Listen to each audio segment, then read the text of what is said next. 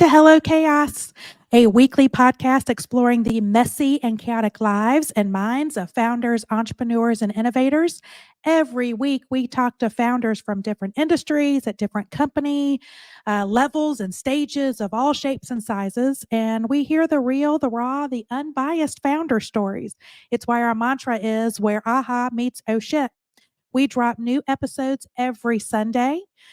Founders can tune into us for tips and tricks and insights on just listening to other founders and how they grew their business or the struggles that they're going through, the barriers that they overcame. So it's a very informative podcast for founders like us. Hello Chaos is one of the many resources brought to you by Orange Whip. That is Orange Whip, WIP for work in progress. Orange Whip is a multimedia company dedicated to serving founders and entrepreneurs in affiliate cities. We're in 3 South Carolina cities today, looking to expand to a city near you. We've designed hyperlocal media platforms to scale, to inform, inspire, and create connections to help founders succeed. Our hyperlocal media platforms are an all-in-one content hub with fresh and engaging stories, curated local calendars, local dynamic roadmaps to help founders navigate their local entrepreneurial ecosystem and be that connective tissue that is so needed in these local economies. We've done all the hard work for founders, so they only need to go to one trusted place to find all the local information they need. My name is Jennifer Sutton. My friends and family call me JJ. I'm the founder of Orange Whip and Bright Marketing and will be your host today. And so excited. I've been looking forward to this podcast episode all week. We have Denise Foley. She is the founder of Sunset Vibe Swimwear out of Santa Monica, California. After 15 years in a tech career, Denise founded an inclusive swimwear line designed for all women. Welcome, Denise. Welcome to Hello Chaos. Thanks so much, JJ. I'm excited to be here. And I love the intro jingle. It's catchy. You do. You just kind of want to move to it. Makes you happy. Yeah. So start us out. Tell us about your entrepreneurial journey. What inspired you to start your company?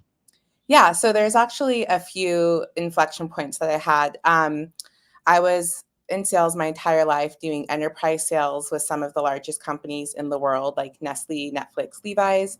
And I loved working with all the clients I had. But I was living in Santa Monica. I moved there in my mid-20s, and I lived my best life at that time, and still am. But I've always had a larger bust since I was in high school. I had a C cup, and then once I got into my 20s, always a double D cup. My body fluctuated between a size 8 to a size 14. And even though I was surrounded by so many amazing beach boutiques, Nordstrom's, I would either have to wear like a triple XL to fit into a bikini bottom. And then at that time, I could only get the tie strings, or for my tops, even if I bought a double XL or a double D cup, which was newer back then, I was still spilling out of the sides, and I would have neck pain because boobs have weight to them. Yes, they do. Yeah. I have a whole story behind that I won't share, but yeah, I feel the pain. That was like basically, just in the background, but didn't really think that much about it because it just was what it was. And then I'm a first generation Brazilian Peruvian, and South America has a huge swimwear culture. And I grew up a lot with Latin American body embracing culture and heritage. So that was also infused. And in 2014, I went on a trip, like as a grown ass woman without my parents, just like to have fun. And I was really taken away by the beach culture in Rio. There were just, in fashion, they call them silhouettes, but like styles that didn't really exist in America. There were textiles, but most importantly, whenever you would go to the beach, you'd see all ages, all shapes, all sizes, just having fun. It didn't matter if it was a woman in her 80s with many grandchildren or a little 6-year-old just playing with her family. Everybody was just rejoicing their bodies. And I realized that was really missing in American culture. You are right. That, this was before like COVID and inclusivity kind of like had its push in our industry. So I came back in 2014 from this trip, and I made a sample, which is a prototype in fashion. didn't know what I was doing, and the sample was really like a size 0. So I was just like, what am I doing? This is too hard. And I gave up. But that desire to start a swimwear line just never left. And that recognition of ill-fitting swimwear was kind of just growing because I realized there was this gap. Then in 2019, my husband and I went on a trip to Cuba for a cultural and immersive dance and music experience. It was really cool. But for 2 months, I looked online for just a bikini to splurge on for a dream vacation. Right. And I couldn't find anything. I was like, literally the patterns, it was like mustard yellow stripes with burgundy polka dots. And I was looking up bikini for larger bust size, and all that would come up was plus size swimwear. And I thought, like, this isn't fair. Like, I'm just being pigeonholed in these categories, and I still can't find anything that fits. Yeah. But I ended up ordering a few pieces, and they all covered, but there was no support. And that's when I realized that there had to be a large gap that existed. There is a big gap. Absolutely. Yeah. And I mean, I was working on the market research side in tech. So very data driven. So I started working, I went to this trip, and coincidentally, I had no idea, but it was all entrepreneurs in the trip. Oh, So I came back and I was like, whoa, if they can do it, so can I, which is great, but it's also very naive. So I started working on Sunset Vibes just once a week as a side hustle. My first step literally was YouTubing how to start a bikini line. And I used to go to a little coffee shop in Topanga Canyon every Saturday to just like see how to start a business. Then right before COVID, I left my career to focus on Sunset Vibes full time. So that was kind of my aha moment. It was my culture, recognizing a large market gap, but also not finding something and realizing that there was a big problem that existed and that somebody had to solve it. Yeah. Well, and the aha moment too of you can do it. Yeah, that I don't think of that as an aha moment, but you're totally right. That is a moment. And a lot of people don't. So the fact that you did take that leap and had that confidence and just did it just speaks a lot. Thank you. About you. So, okay, so now you've done it. So what's been the most rewarding aspect of starting your company? Gosh, I think the most rewarding aspect is being able to make a positive difference in people's lives. Our company is just starting to scale rapidly. We've gone from being like an emerging brand to an established brand. And with that, having opportunities to do things to give back to the community and finding the right people to come onto the team and welcome them into an opportunity of a growing company and to be part of that. And also what's really cool too, at the end of the day, so our core mission is to empower women of all shapes and sizes to feel their absolute best instead of self-conscious in a swimsuit.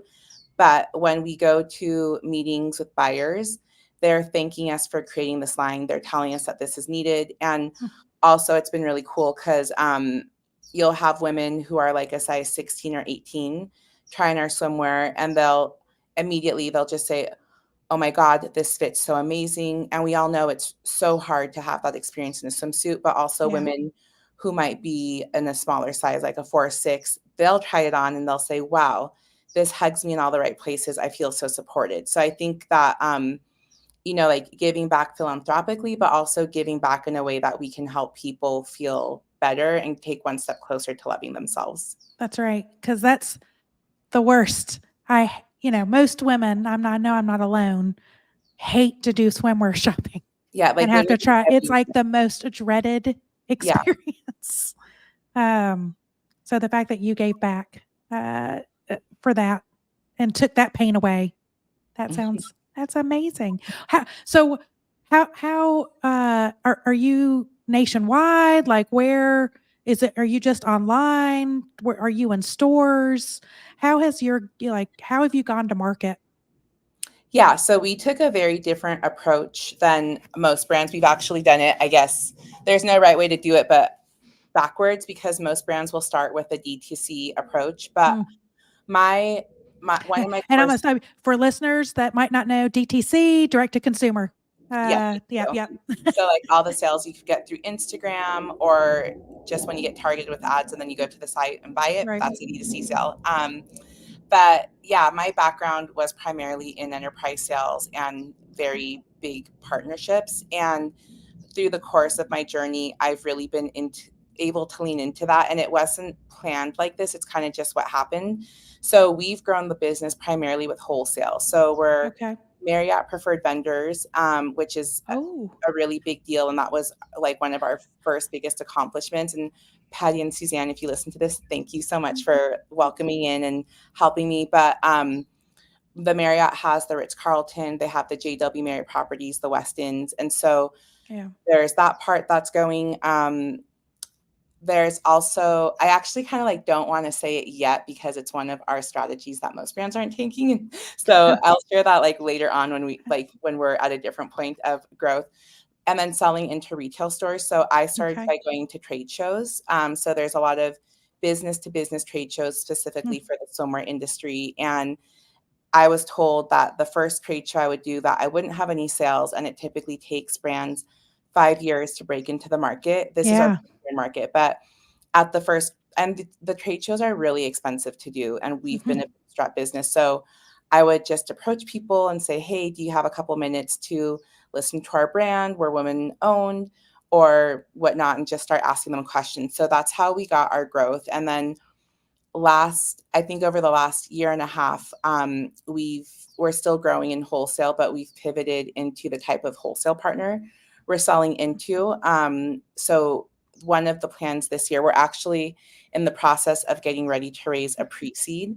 So Okay. if I was going to ask you, are you trying to raise money? yeah, I just decided because we're scaling rapidly and like just the goal for Sunset Vibes is to be a big player in the market, but it takes so much capital to get there. And Yeah. we've already made a significant, very large investment, which I can tell you off camera, but Yeah. and it's kind of like, I feel like we've pushed our limits of what we can fund. And so all the growth is there. Like we're sold at Waldorf Astorias. We're selling out at a lot of the properties we sell into, which they call it a sell-through rate. But when you're selling in a retail property, to get more orders, you need to prove that you can sell to the customers. Right. Not just sell in, but you got to sell out. Right. Yeah, exactly. So you need capital is it for more structuring or is it to do like a pull through program It's all for where sales and marketing. So okay. one of my biggest challenges has been the whole direct to consumer channel. We've probably gone through, I haven't counted, but I would say like 17 social media freelancers since we launched. Whew. And it just Girl, is, we need to talk offline. yeah, but like me and my husband, he helps with like as a sounding board for me. Yeah. But we were just kind of like, we're starting to get into these large key properties. So we need to go big. We can't just be working with freelancers because a lot of times I totally respect the gig economy and what freelancers do, but I haven't been lucky in finding the right one. And one of the challenges we've had is that people will overcommit to what their skill set is and then under deliver. And so I just had to change my vetting process for that. But anyways, the pre-seed that we're looking to raise, it will not be used for inventory. It's specifically for sales and marketing growth only. So like PR, marketing, and hiring salespeople that are established. Yeah. Get that pull through. That's right. Get that. That's amazing. Thank you. Good for you. I love it. So, okay. Obviously you're bootstrapped. You guys are aggressively growing. Is the process for like raising capital? I know it's a love hate, cause it's very intimidating, especially I've talked to a lot of female founders and who feel very intimidated about that process. How are you feeling? Is that, are you comfortable with that? Is like, do you relate to people that are like, when I walk into these rooms, I'm in a sea of 30 men who cannot even understand the problem that I'm solving. So I 100% relate to that. But I will say on this journey that I've been on as well, I've really, I think, accepted leaning into my skill sets and who I am. So I think I completely relate to being intimidated if there's 30 men in the room. But at the end of the day, if you have a growing business, this is an opportunity for them. So we've brought the company to a place where people would need funding to get to on our own. I haven't had any salespeople, and I've broken into the biggest hospitality groups in the world. And I shared the Marriott, but there's other massive ones that we're going to be, they call it opening doors. So being rolled into in autumn. And I think that for any founder that is intimidated, you just need to take that noise out. And it's really hard, but I think if you can recognize when you're starting to feel intimidated or down, and recognize that this is a feeling you're having, but just tell yourself, like, our mind and the human condition is programmed to keep us in a safe place. It's that fight or flight mode. So That's just right. think of it like a scientific project on yourself. And the more mindful you are that you're intimidated, just take that and just realize it's a voice inside your head that is negative, but that you are capable. And also, like, I don't get intimidated. My entire career, I've always had male leadership for the most part and stakeholders. But with Sunset Vibes, when I present or pitch to men, they will say, my wife or my partner has those struggles, or I have 2 daughters who also feel like that. So don't just like assume people are going to think a certain way and then like put yourself in that corner. You go with your loud voice and you project. And I'm not intimidated, but I would say I'm learning to embrace the process, because I think that, like, it sucks, to be honest with you. Like, I've reached out to women who are connected and whatnot, and asking for help, and the response is like, fundraising is hard. And it's like, no shit. I don't expect it to be easy, but like, who can you connect me with? So I think be specific in the ask. And then we've also had, that's a good point. Like that, be specific in the ask. And I also wanted to pop for just a, you talk about going in the room of having that confidence, but like you said, it is an opportunity for them. You're presenting the math of look what we've done. If you invest in us, this is the opportunity for you. And if they don't want to choose it, that's their loss. But to have that confidence to do, I think you can't take it personal too if someone doesn't want to invest, because a lot of times investors will have like their thesis of, sorry, but I'm just like, why does it have to be called that? Just say like, you have a vertical. So like, I've had friends that were raising where they were like, oh, they want me to come back after we've raised a pre-seed and we're not there yet. And it like hurts them. And it's just like, hey, like, life is all about time. It's kind of like dating. Find like, somebody else. Yeah, you can't. There's somebody else out there for you. You have to wait till the connection is there, and the timing has to be there, and the chemistry has to be there, and then it's a match. And that's how I see it. But anyway, so I caught myself kind of being in this mindset where I'm just like, WTF, like, going to a pre-seed. I've reached out to a lot of connections, and everyone is just passing me off to other people. And so this is actually this week. But then I just told myself, I just have to embrace this journey. Like, I know it's not going to be easy. I don't expect it to, but we have something. Like, I feel like 2 years ago, I debated going into a fundraise, but that fundraise was kind of like, we have proof of concept and I believe in the brand. Now we need to establish it. But now we're in a very different place where it's like, we're established. We're breaking into some of the hardest places with the most exclusive buyers that are there. Not many people can do that. So it's go time. So that's right. I have. And you kind of just have to, like, it's okay to have a day where you feel pissed off or you're not your best, like that. Like, you're going to have the low moments, but you got to celebrate like you said, have that confidence to go, you know what, look what we did. Yeah. Because you are going to have the suck days. Yeah.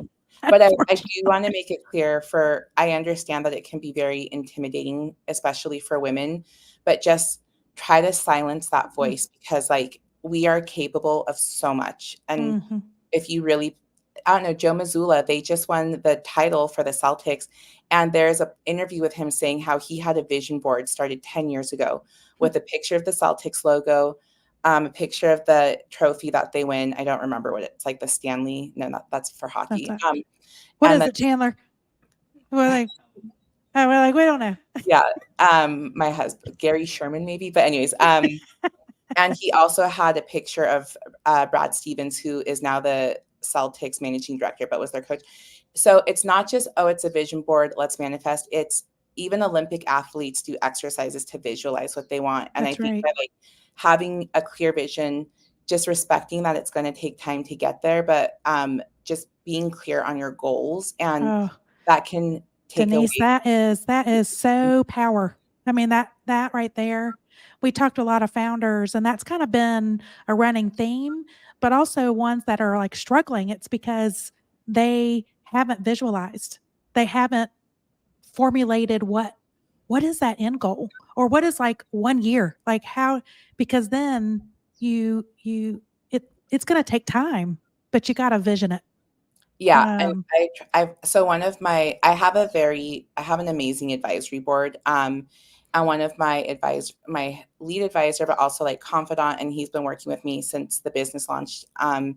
He was CEO of Board Writers, and previous to that, CEO of North mm, Face. But he advises me obviously on a lot of things. And one of his top 3 tactics for growth is visualization. mm. And so it's not like it naturally happens, but I had a huge pitch this morning. And so just like last night, I'm trying to visualize how it's going to go. And, just to talk about the ups and downs, the meeting actually went really well. But Yay! but like where it's at, we're touching base again in September. And then I have to do a few things. And then for it to work and move forward, it'll be like a really slow start. Then this is a potential for like a huge partner. Yeah. But it's hard because like I left the meeting not feeling deflated. I'm like, okay, the meeting went well, but we're touching base again in September. And if this moves forward, it'll move forward sometime at the end of fall. And then the deal size is going to be for a fraction of what I thought it was, because it's going to be our opening first order. Okay. But like that's a total success. But it's just, I put these All these efforts, all these right? there's so much energy that goes into it. Like, Yeah. but I mean, it was good. So I was like, okay, I need to like be happy about it, and just like, what's wrong with me? Why You am I feeling down right now? well, because also you're like, God, that's like September. Ugh, I want it Well, now. it Like, all takes like when I worked in corporate, sometimes a sales cycle would take 3 years. oh And yeah, yeah, so I'm like, I'm cool with that. That's like a jam, but we also need cash flow and money coming in too. So right, yeah. right. It is. It's that because like the ebbs and flows. Well, how so just what do you do to deal with stress? Like, do you have routines or disciplines or anything that you do to like, okay, I know I'm gonna have a down moment, or really stressful. What are some tips that you do? Yeah, so there's a lot of things I do. I wish I could have a like routine, but it's really hard for me to do I that. don't And have one. I also have a 3-year-old, so it's like, yeah, Oh my right. goodness. But So wait a minute, you started this company around the same time you had a baby? yeah, so I thought it was going to take me like 2 years to get pregnant. This is true, and not to have TMI, but we got pregnant on the first try. We were like, cool, let's start doing the business, and then like after the business It'll is be launched, a couple of years down yeah. there. So we just did it all together, and everyone's like, "You had 2 babies." I'm like, "Yeah, You did. that Yes, was you did. what the heck?" But I exercise, and I do notice when I don't exercise, I'm like pissed off and angry. So that's a must. I also practice a form of meditation that I started doing in Mm. 2016 called TM, Transcendental Meditation. Huh. So like Ray Dalio, Oprah, like I was like, wow, if all these huge successful people do it, there has to be something to it. But there's a lot of science behind it. And Yeah. you're supposed to do it 2 times a day, but like I do it in the morning, Mm. and sometimes I don't do it for 3 months. But then when I start doing it again, I do feel better. And this might be like oversharing, but I also started a very low dosage of Lexapro, which is an antidepressant, Mm. a year and a half ago, which I know most people don't talk about that, but like, But we need to normalize because yeah, like anxiety and suicide it's among not just, founders is yeah, huge. and it's not just anxiety, but I literally had this voice in my head. One, like I think I was just like very depleted, and Yeah. we've invested like hundreds of thousands of our own dollars into this, and Yeah. so I would be It's like, scary. I would Oh, like, holy shit, what have I done with my money? And also, right. like, really, I was talking earlier about that negative voice, literally a voice in my head that was like, what are you doing? Why do you think you can do that? Like, Yeah. you're dumb, like, kind of thing. And That obviously, imposter syndrome coming in. yeah. Yeah. So I did get on Lexapro like a year and a half ago, and I actually felt like it made me Did it back make to a the difference? person I Yeah. yeah. Yeah. We've So heard that from, well, yeah, so but you're yeah, right. A lot of entrepreneur founders don't like to talk about it, but depression is such a huge, because of all the things, the imposter syndrome. I call them ghosts, like yeah, these, it is like a they're ghost. ghost in your head, that either questions what you've done in the past, or, you get so fearful or anxious about, because of the, am I making the right decisions for what I'm trying to achieve, that it just makes you question everything. And it's like, I struggle with that, of like, I got to stay in the moment, I got to stay present, I got to Yeah, stay focused, I got to, yesterday is gone, I made mistakes, I got to put them to bed, whatever, I just need to move on. And but yeah, now I'm like trying to get the, it's good to have a vision, but sometimes that anxiousness of, am I getting, like, I need that vision to happen now, I know. the impatience, It's really, um, so yeah. hard. But yeah, thank you for sharing that, because it's something I know I've struggled with. I've talked to a lot of founders and entrepreneurs. Mental health is a big deal. We do need to normalize that. Yeah, well, I mean, it is hard because it's like you're giving all your money. If I was working a traditional job, I would have, like, a very high income. It's just Right. then, like, all of the time that it takes. And one of the other practices I've started doing is I try not to work on weekends, Mm, to have mental time off. And then since Sebastian, my 3-year-old, he's our only that we're going to have. So when he gets home from preschool at 5, I want to be present with him mm. because I'll never have those years back. And I'm That's right. You won't. really, really firm about that. So, like, Yeah. I worked all night last night for this big pitch I had, and my husband helped me with him. So I do have days like that, but it's going, like you said, like being in the moment. I Mm. try to do that, but it's always a balance, and it's always like a self check to make sure you're like doing what you want to do and on the right track and feeling good. Yeah. Okay, so what's been the most significant challenge? I call it the oh shit moment. So what's that biggest challenge that you've had to overcome, or maybe you're still working to overcome it? Yeah, fundraising, but like, what was the biggest, like, fuck, what have I done? I think, well, um, honestly, think of like the best way to say this. Last year, we went through a couple of key hires that Mhm. were a lot of money and they weren't the right fit. I've And been there. it Oh, really, I mean, like, it sucked. But, like, yes. I've been and there multiple times. I can't even, I'm sure you're probably, it's painful. It yeah, hurts on so many levels. I can't even explain it. Um, and like, you think you learn. And then we had this sales agency that was a lot of money also, and they didn't close one PO. mm, And I'm pretty confident they weren't doing their job as they were supposed to because we have 100% close rate with in-person meetings. mm, And when you're at this stage, you can't afford to just have like tens of thousands of dollars going out with no return. that's right. So I think I've learned how to manage that stress, and like hopefully I've learned my lesson. Like, I don't know how many times it has to happen, but the first few times it happened, it's not just the money that goes out, but it's trusting people and feeling like they're in the circle and part of the team, and then Yeah, having the feeling of disappointment, and then the aftermath when it doesn't work out. So it's like its own psychological thing, even if you strip out the financial perspective, because you can't make a company great and massive without the right team. right. Were there any lessons that you learned of, like, okay, now the next time someone comes on, or when I'm looking for the right partner, and the right team member, do you approach it now differently? 100%. Okay. So we have a completely different vetting process. Me and my husband still don't think that references really work because everyone, They like, don't? it's kind of a waste of time, even though it's a formality. And then now in like new employee contracts, we're very crystal clear on expectations, Mm, timeline, deliverables, and just like it's written out on paper and also signed off by the other person. And my advisor from the beginning has told me to be crystal clear on expectations, but yep. it's been, it sounds so easy, but it was hard for me to get there. And I think Eh, 4 eh, years in, I'm in a place where I know how to be crystal clear on expectations. Right. Well, Denise, don't feel bad. So Bright Marketing is the sister company to Orange Whip and Hello Gas. I've been in that I started that 10 years ago.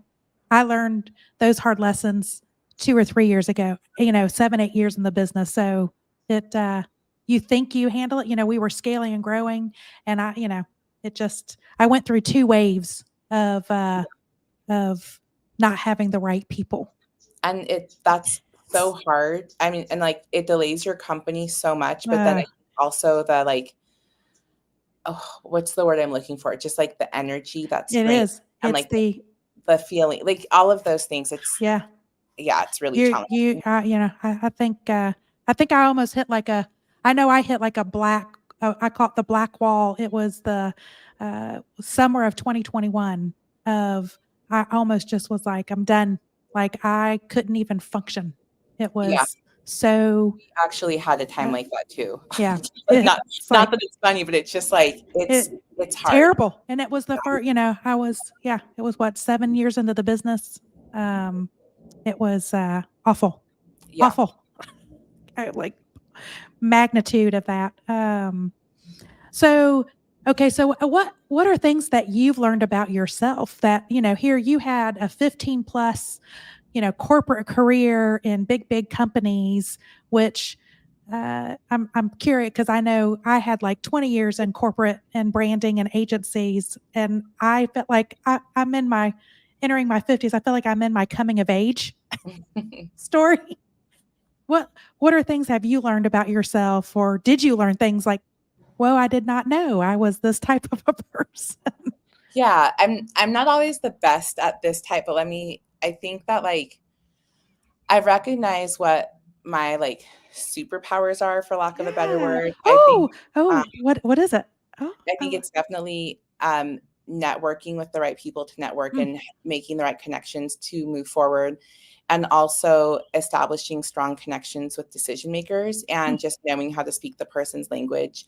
And also our brand is taking a pivot. So due to like the buyers asking, we're positioning ourselves more as, I still haven't like refined the saying, but it's basically the go-to brand for the beach, pool, and spa enthusiasts, because we've expanded into men's and like different demographics for women and soon children's. So I've learned that I'm also great at solving problems through like innovative product. Actually, I'll show you one of the things I'm wearing. This is so let me see. Okay.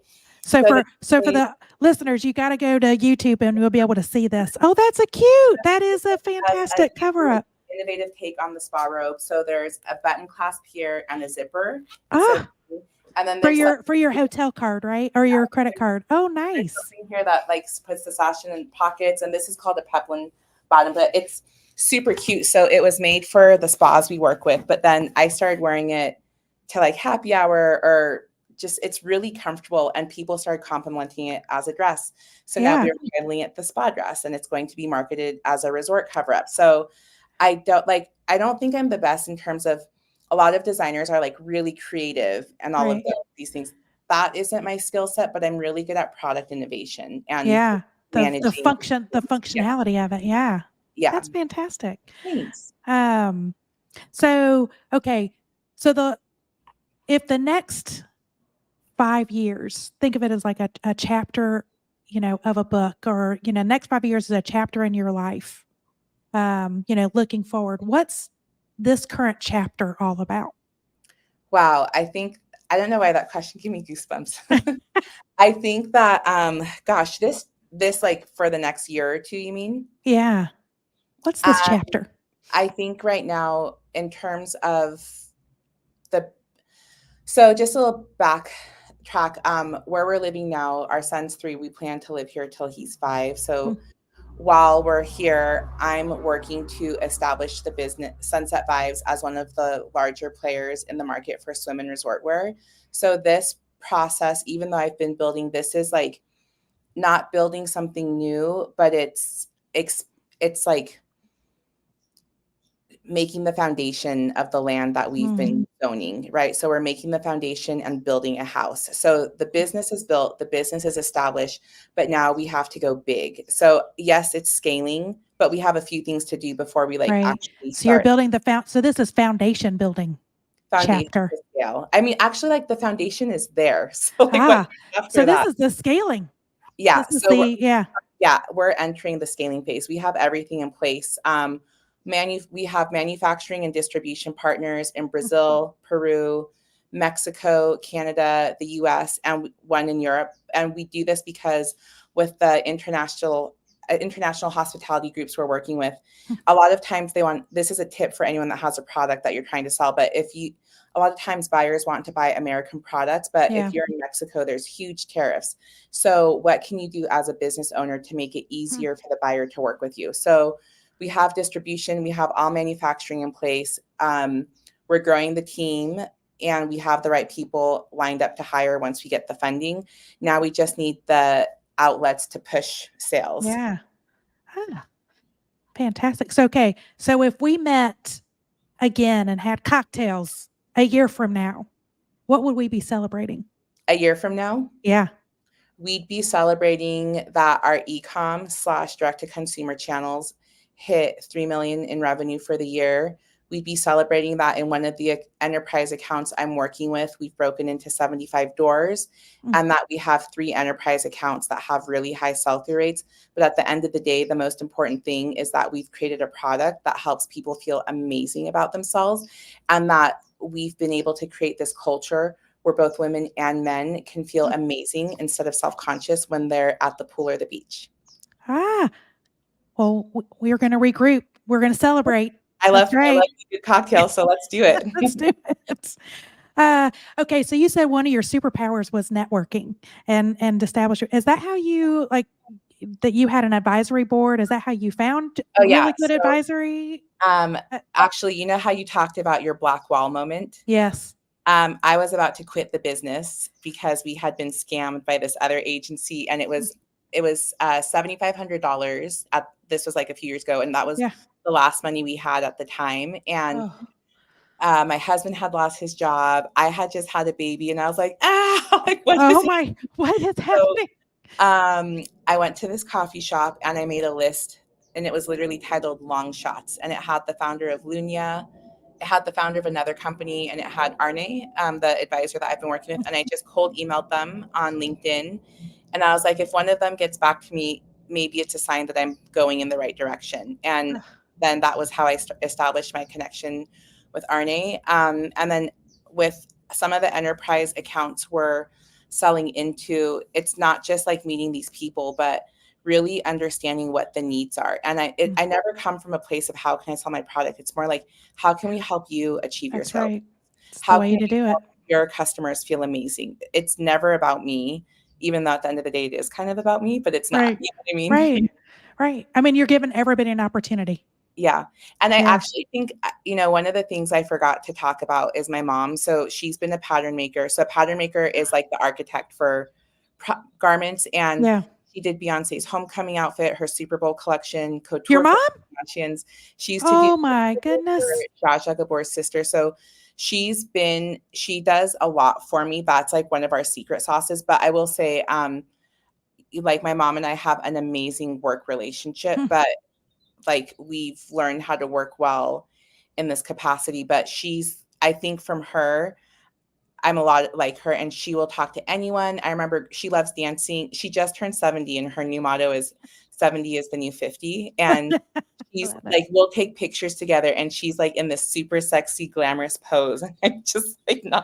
So she's fun. And like, I think I admire to be like her as she's your spirit animal. Yeah, right? She is my spirit animal. But so I think she kind of instilled that in me from a really young age, just by being her kin. Is she your greatest cheerleader, or do you have somebody else that's like your biggest cheerleader in your life? Well, I have a team of cheerleaders. I have my husband, my mom, and then to fund the business, we're actually living with my aunt right now. And which has been, I remember someone like felt sorry for me when I told them that. And I was like, no, I own it. This is a choice we've made. And my aunt's 83 and never had kids. And she gets to help us with Sebastian, which we need. He's in school full time, but like kids are so much.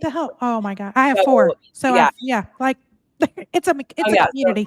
Going back to your question, a year when we celebrate cocktails, I will have moved out of my aunt's house because I'm able to pay myself. So that's another goal. That's right. Okay, so what do you do on your free time? I mean, I know you've got, you work out and all that, but what are some things that we'd be that's not on your LinkedIn or anything else? What would be interesting to learn about you? What would Yeah, be gosh, I'm trying to think of ones that aren't generic. So I really, if I cooking, I'm actually a really, really good cook, and I can cook many international cuisines, and I can make anything good.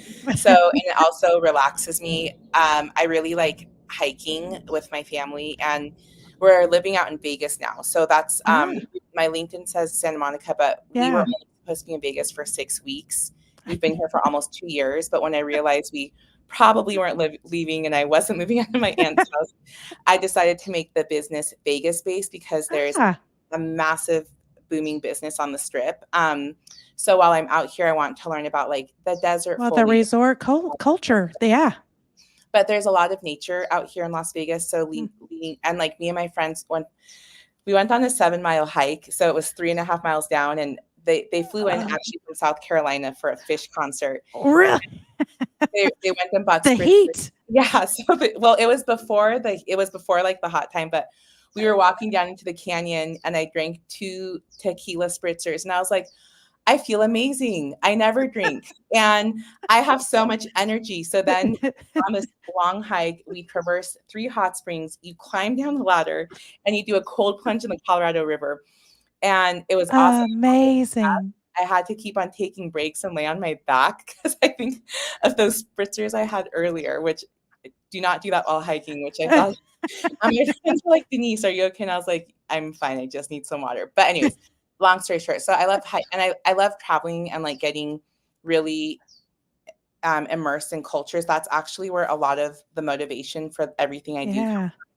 where as the brand grows, there is going to be some really cool innovation that comes out from things I've learned while traveling. But I don't want to share those now because they're kind of like our No, yeah. will be coming out. But yeah, I mean, I just love having fun. I love hanging out with my friends and like enjoying a glass of wine and eating good food, and I like having a 3-year-old. I don't have that much alone time anymore, but when I do, Right. I want to like either have fun or just completely disconnect. That's right. Oh, I'm gonna come out to Yeah, Vegas and visit you. good. We'll go do that hike. Yeah, we can probably, like, get a free spa day for us too, so, Ching. yeah, Wear the spa robe. I love it. yeah, we'll wear this Uh, one.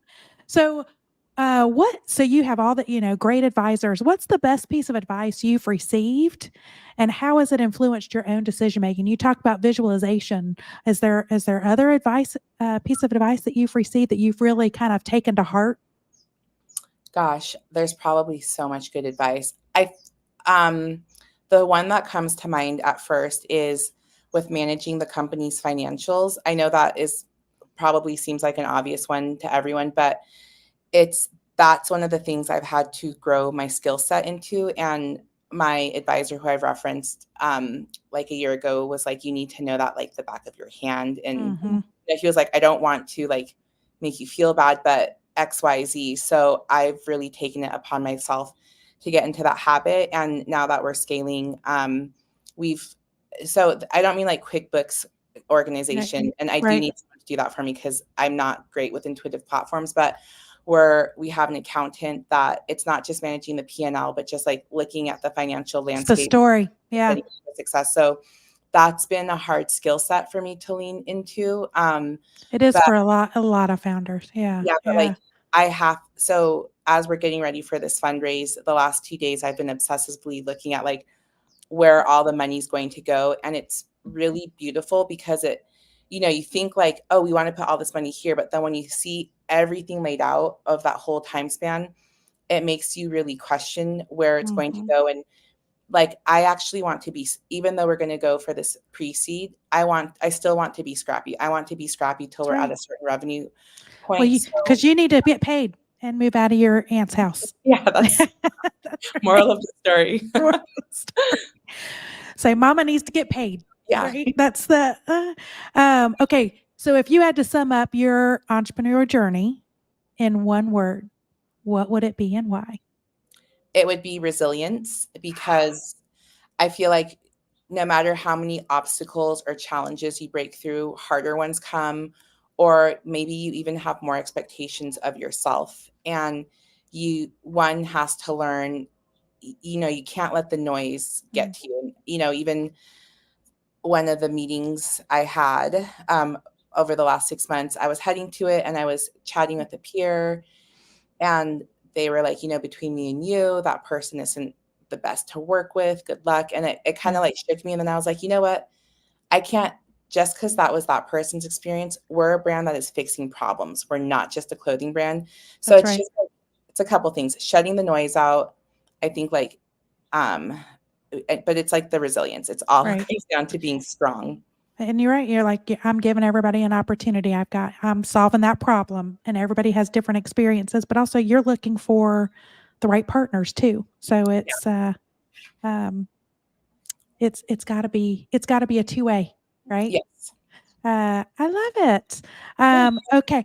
I know it's like we're so out of time, but thank you so much. Before we leave, okay, Denise, how do you want people to connect with you, learn more about you, Sunset Vibes, and can connect? Here's a great way to support me and my business. If you can follow us at Sunset Vibes Swimwear, and you can also DM me there. You're more than welcome to look me up on LinkedIn, but I get flooded with LinkedIn messages. And as our business grows, we need help on social media. So please follow us and connect with me there. On Instagram? Is that Yes. where you want people to go? All right. Thank you. And we'll tag and we'll promote this Cool. I'm we excited. publish. Yeah. Yeah. And then Oh, we go should ahead. talk offline too, because I want to send you a free swimsuit for the summer and like a Oh, cute resort. You'll literally love it. I'm not just saying, remember the road game where he's like, I'm not only a client, I'm the president, or like that's something. right. That's That's not right. my vibe at all, but just trust me, especially down in All South right. Carolina. So yeah. Okay. All right. I'll trust you. Okay. Bathing suits are not my thing, Yep. We're looking to but change I'm that. excited. Yeah. Help Yeah. me change that. But thanks for hanging out and chatting with us, and for everyone listening and watching us live, thank you for joining us. This podcast episode again will be published on Sunday, available on all your favorite podcast platforms. Wherever you go, we're there. So subscribe to the Hello Chaos podcast. Like, comment, and share. Help us grow and build a more connected entrepreneurial community. Hello Chaos is one of the many resources brought to you by Orange Whip. That's Orange Whip, WIP for work in progress. We are a multimedia company dedicated to serving founders and entrepreneurs in affiliate cities. We are 100% free. An email to join the community. We are a one-stop content hub just for founders. So check us out. Go to orangewhip.com and you can find all the things that you need. If you'd like to be a guest on our podcast or support us, send us an email to hello@orangewhip.com. That's orangewhip.com. Y'all, thank you for tuning in to Hello Chaos. It is where aha meets oh shit. I'm your host, Jennifer Sutton. JJ, we will see you again next week.